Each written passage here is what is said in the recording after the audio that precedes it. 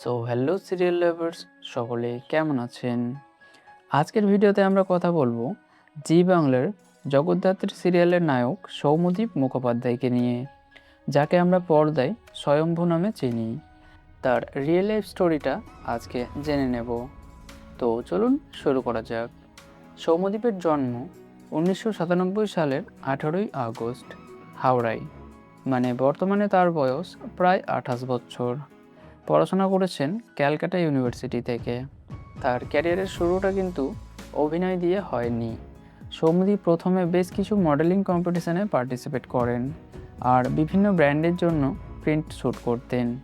তারপর ধীরে ধীরে অ্যাক্টিংয়ের দিকে ঝোঁকেন। তার প্রথম বড় সিরিয়াল ছিল কালার্স বাংলার 3 শক্তির আধার ত্রিশূল, যেখানে তিনি হিরোর রোলে ছিলেন। কিন্তু আসল ব্রেক থ্রু আসে জগদ্ধাত্রী সিরিয়াল দিয়ে।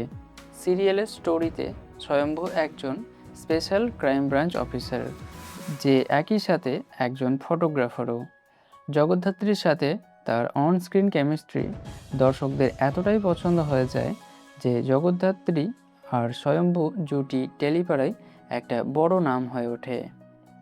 তার পার্সোনাল লাইফের কথা বলতে গেলে সৌম্যদীপও নিজের প্রাইভেট লাইফ নিয়ে খুব একটা মুখ খোলেন না। তার ফ্যামিলি বা রিলেশনশিপ নিয়ে বেশি ইনফরমেশন পাবলিকলি অ্যাভেলেবেল নেই।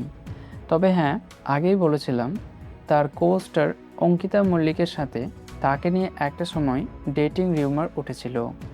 এটা নিয়ে দুজনেই কেউই কোনো অফিসিয়ালি স্টেটমেন্ট দেননি, তাই এটাকে জাস্ট একটা গুঞ্জন হিসেবে ধরে নেওয়াই ভালো।